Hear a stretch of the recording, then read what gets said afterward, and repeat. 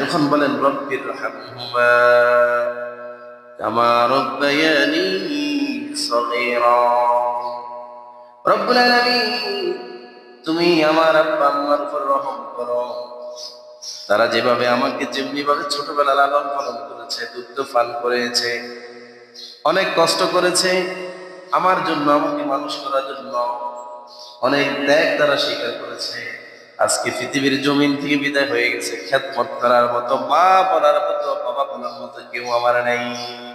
এরকম আছেন কিনা সন্তান? চাইলেও বাবা ডাকতে আপনি দিতে পারেন না, চাইলেও মা বা ডাকতে আপনি দিতে পারেন না। এই পৃথিবীতে একটা নামের ভিতরে মনে হয় যেন সমস্ত ভালোবাসা লুকিয়ে রয়েছে, মা সত্য। যার মা নাই সে বলতে পারবে মায়ের কষ্টটা কেমন, মায়ের ব্যথাটা, মায়ের অভাবটা কেমন, বাবার অভাবটা কেমন।